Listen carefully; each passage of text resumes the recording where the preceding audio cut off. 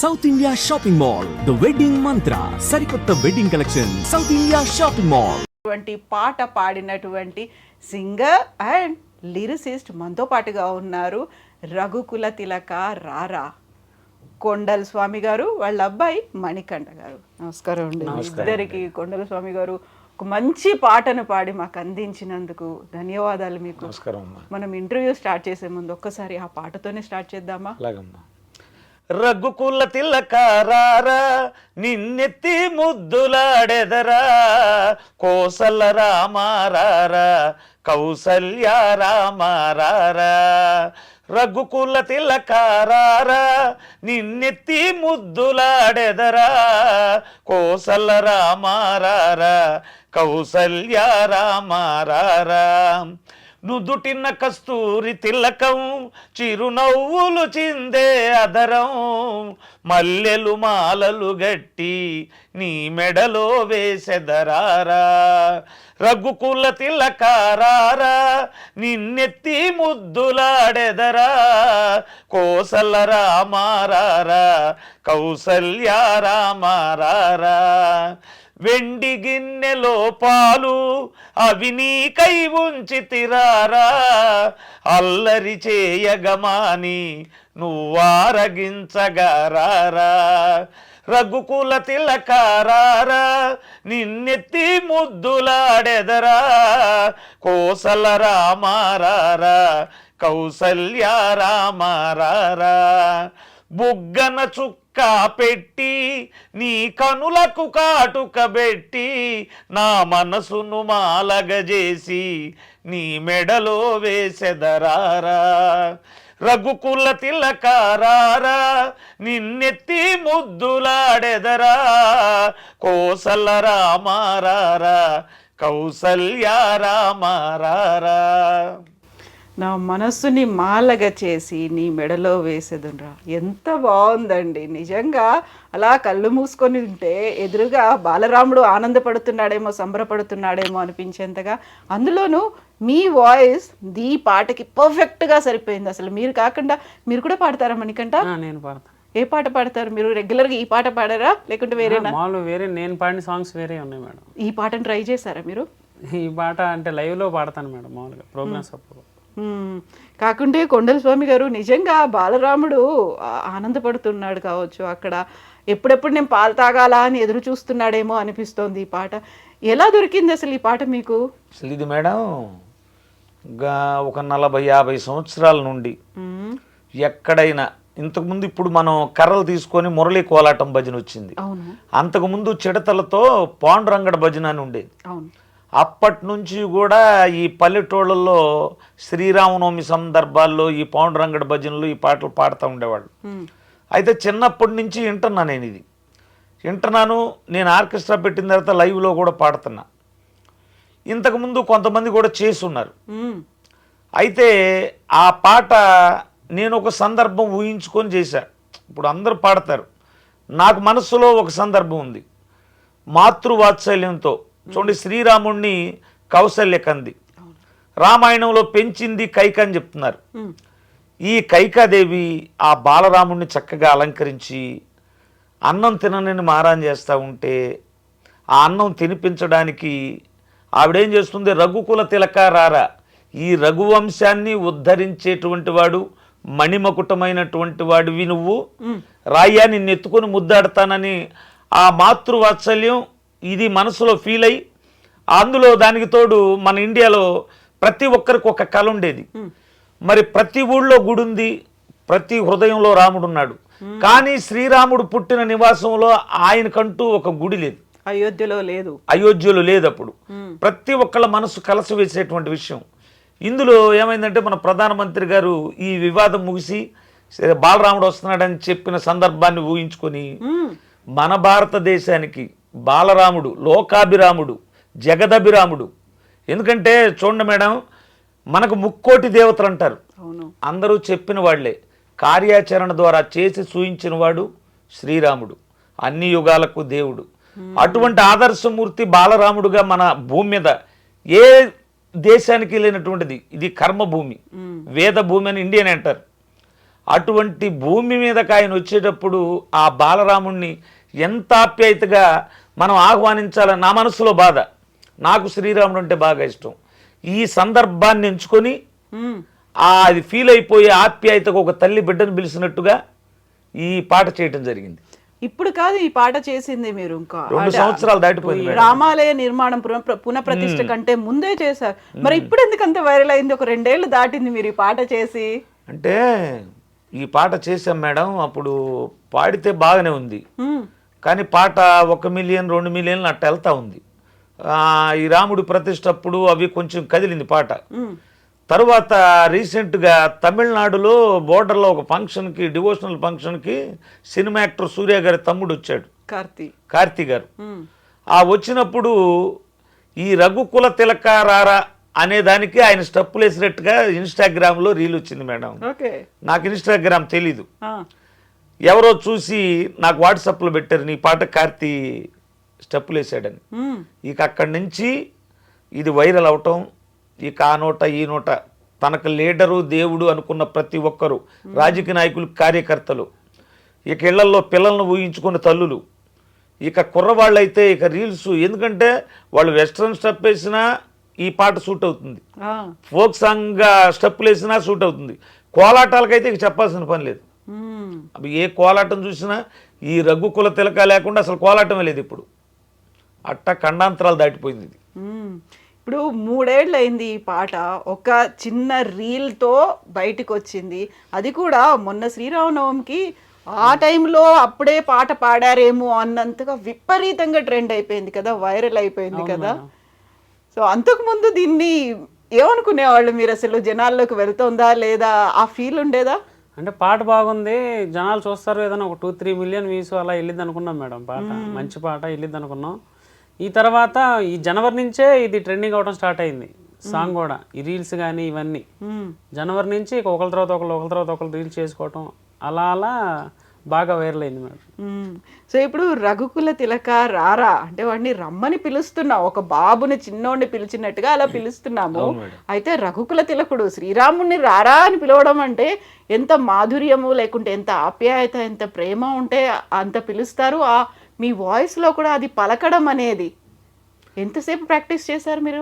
Practice ఏం లేదు madam, ఆ పాట సింగిల్ టేక్లో పాడే నేను. అయితే విషయం ఏంటంటే భక్తి నవ విధాలైనటువంటి మార్గాలు, అందులో మనం భగవంతుడి దేవుడు అనుకుంటే దూరంగా ఉండి పూజించి నమస్కరించి సాగిలపడి మొక్కుతాం. మనం సఖ్యం అని ఒకటి ఉంది, సావాసం చేయడం భగవంతుడితో, మనం ఓన్ చేసుకోవటం. భగవంతుడు మా ఇంట్లో వాడని అట్ట ఓన్ చేసుకున్నప్పుడు, ఇప్పుడు మీరు రామదాసు కీర్తనలు ఉంటాయి, ఎవడబ్బా సొమ్మని కొలుకుతూ తిరిగేవు రామచంద్ర అని. మరి అంత మాత్రాన భగవంతుడిని తిట్టినట్టేనా రామదాస్ గారు? అది లోపల ఉన్నటువంటి ప్రేమ.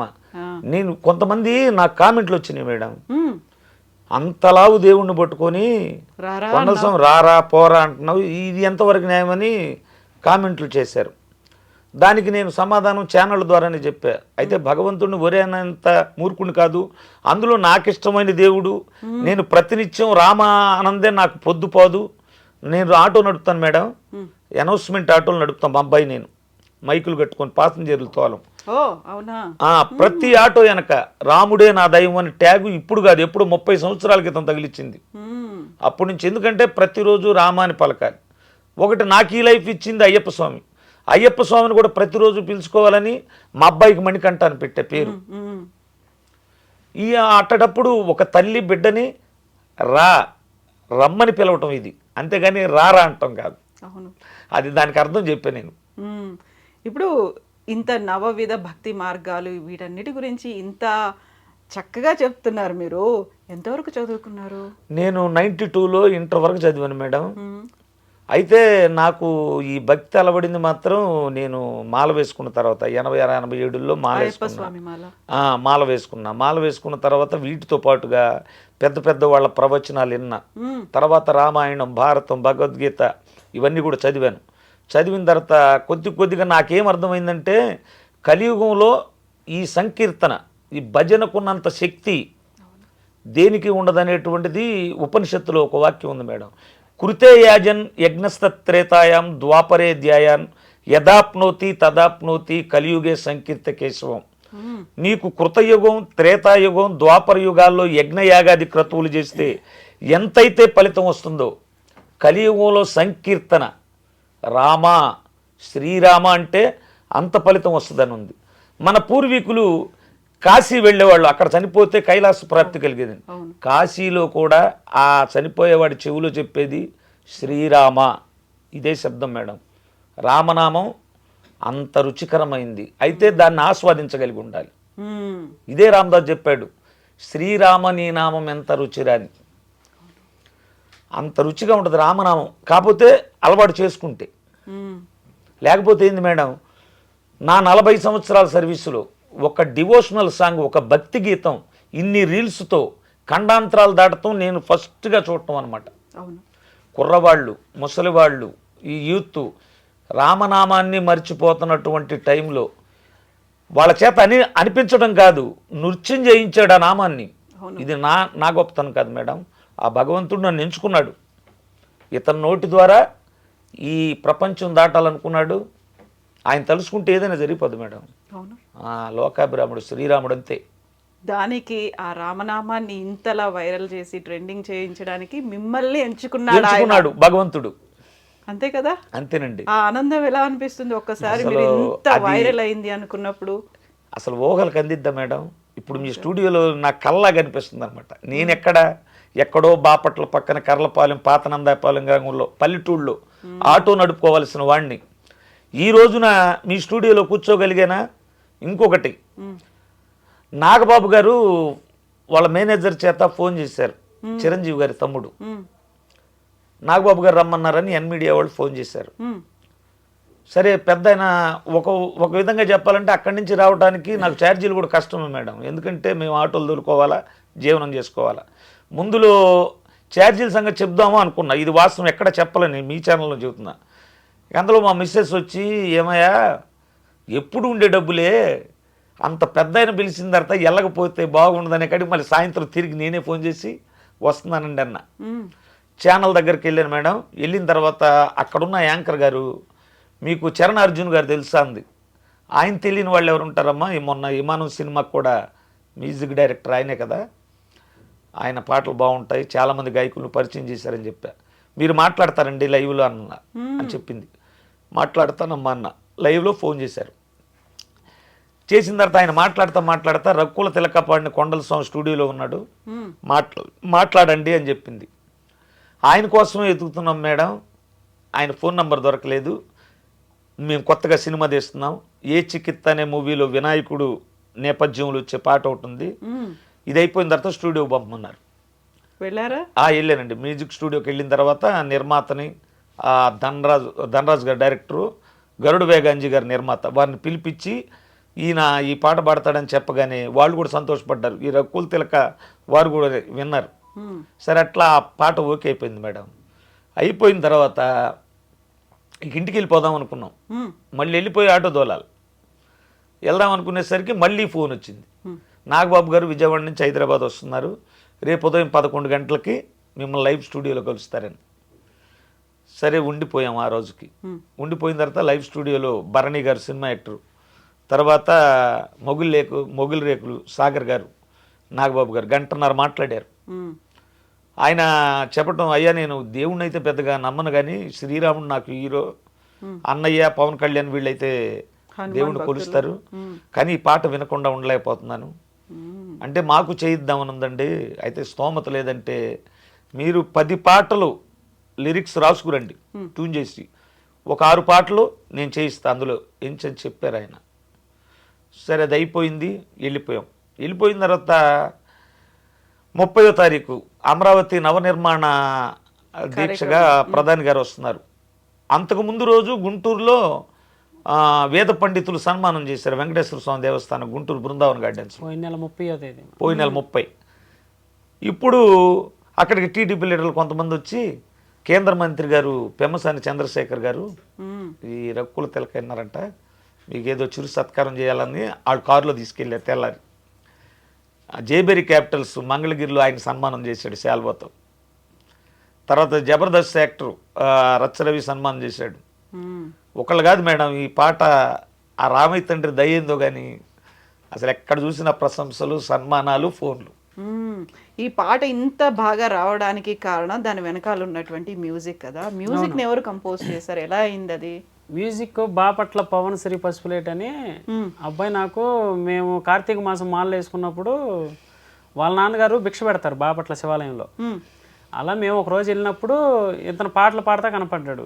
కనపడితే బాగా పాడుతున్నావు స్వామి అని చెప్పాను నేను. చెప్పిన తర్వాత ఇది కాదు స్వామి, మ్యూజిక్ కూడా చేస్తాను, ఇలా నాది కొన్ని పాటలు ఇట్టా ఉన్నాయి కవర్ సాంగ్లు అని చెప్పి చూపించాడు. సరే, నాన్నగారికి అప్పటికి MP3 పాట ఒకటి కూడా లేదు. నాకు ఎప్పుడు మనసులో ఉండేది, బాగా పాడతాడు నాన్న, ఒక్క పాట కూడా MP3 పాట లేదు, ఎలాగైనా ఈయనకి MP3 పాటలు చేపిద్దాం. నా ఉద్దేశం ఏంటంటే ఈయనతో పాడే సింగర్లందరికీ MP3 పాటలు ఉన్నాయి మేడం. ప్రతి చోట వినపడతా ఉంటాయి మనకి, గుడుల మీద కానీ ఎక్కడైనా డివోషనల్ ప్రోగ్రామ్ జరిగేటప్పుడు. సరే, ఈయన పాటలు కూడా ఉంటే బాగుంటాయి అనే ఉద్దేశం నాది.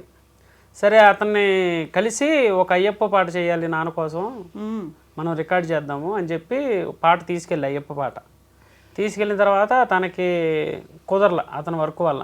ఈలోపు మా దీక్ష అయిపోయింది, శ్రీరామనవమి దగ్గరకు వచ్చింది. నాన్నగారికి కూడా తెలియదు. సరే, ఇక నాన్నగారు రాముడు భక్తుడు కదా, అంటే ఇంతకుముందు నా ఉద్దేశం ఏంటంటే మేడం, ఈ రఘుకుల తిలక పాట ఇంతకుముందు 2-3 పాడారు, పాట ఉంది. నేను ఆలోచించింది ఏంటంటే వాళ్ళ పాట ఏమో అని, వాళ్ళు రాశారేమో, వాళ్ళ ఓన్ సాంగ్ ఏమోనని. తర్వాత ఏమైందంటే నేను కొన్ని వీడియోస్ అంతకుముందు పాడిన వాళ్ళు చూసినప్పుడు ఓకే, ఇది ఎవరి పాట కాదు, పాత పాట. అంటే నాన్నగారికి తెలుసు అని నాకు తెలీదు, ఆయనకి తెలుసు పాత పాట అని చెప్పాడు తర్వాత నాతో. సరే, ఇదే పాట చేపిద్దాం, నాన్న రామభక్తుడు కదా, శ్రీరామనవమి దగ్గరకు వస్తుందని చెప్పి అతనికి ఆ పాట ఇచ్చి ట్రాక్ చేయించి రేపు శ్రీరామనవమి అనగా ముందు రోజు మార్నింగ్ అతని ఇంటికి వెళ్ళాం. ఇంటికి వెళ్ళి ఇక అక్కడ పాడమని చెప్పారు, గురుగారు పాడండి అన్నాడు. ఇక పల్లవి మొదలు పెట్టాడు, పాడిన తర్వాత పూర్తి పాట పాడేయమని చెప్పాడు. ఇక అలా మొత్తం సింగిల్ టేక్లో సాంగ్ అంతా పాడేశాడు. కోరస్ కూడా మ్యూజిక్ కంపోజ్ చేసిన పవన్ శ్రీ పసుపులేట్ అబ్బాయి, నేను కోరస్ పాడేసాం. ఇక ఆ నైట్ 9-10 ఆ టైంలో ఫుల్ సాంగ్ ఇచ్చాడు మాకు, రేపు శ్రీరామనవమి అనగా. ఇమ్మీడియట్గా అయిపోయింది ఎడిటింగ్ కూడా. అంటే ట్రాక్ ఆల్రెడీ తయారు చేశారు కదా మేడం, ఇక దాన్ని ఏంటంటే మాస్టరింగ్ చేసి ఇవ్వటమే, వోకల్ మిక్సింగ్ చేసి మాస్టరింగ్ చేసి మనకు పంపించాలి. అది పంపించిన తర్వాత నాకు నాన్నగారిని పెట్టి వీడియోలో కనపడేటట్టు తీయడానికి టైం లేదు, తెల్లారితే శ్రీరామనవమి. ఇంకా అర్జెంటుగా పెట్టేయాలని చెప్పి కొన్ని వీడియో క్లిప్పులు తీసుకొని ఆ వీడియో క్లిప్పుల్లో లిరిక్స్ యాడ్ చేసి అప్లోడ్ చేయడం జరిగింది.